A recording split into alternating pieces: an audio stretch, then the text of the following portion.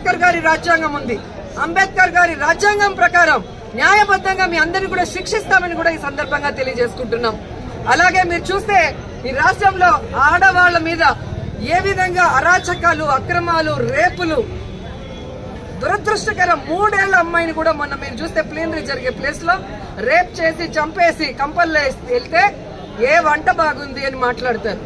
ఎంతమంది వచ్చారని మాట్లాడతాడు చంద్రబాబు నాయుడు. ఇచ్చిన సూపర్ 6 కి దిక్కు లేదు. 6 శాసనాలు అని చెప్పి సిగ్గు లేకుండా మళ్ళీ లోకేష్ గారు అనౌన్స్ చేస్తారు.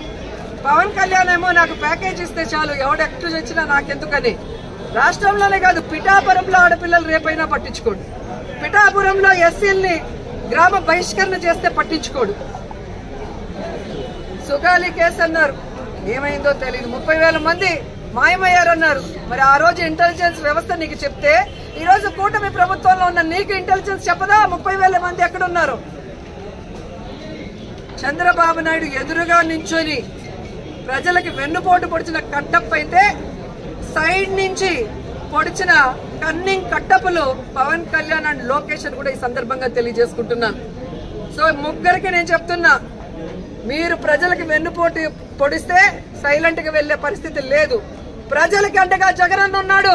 జగనన్న వెనక మేమందరం ఉన్నాం. జగనన్న సైనికులుగా మీ ప్రభుత్వం మెడలు వంచుతాం.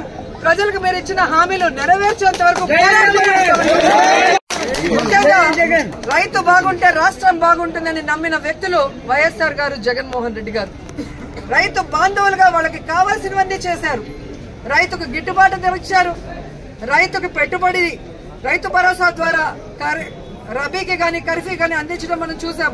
అలాగే వాళ్ళ గ్రామాల్లోనే వాళ్ళకి నాణ్యమైన విత్తనాలు గాని, ఎరువులు గాని, వ్యవసాయానికి సంబంధించిన పనిముట్లన్నీ కూడా రైతు భరోసా కేంద్రం ద్వారా ఇవ్వటం జరిగింది. 5 ఏళ్లలో ఏ రోజు రైతు రోడ్డెక్కలేదు. మాకు అన్యాయం జరిగిందనో, మాకు గిట్టుబాటు ధర రాలేదని రోడ్డెక్కల.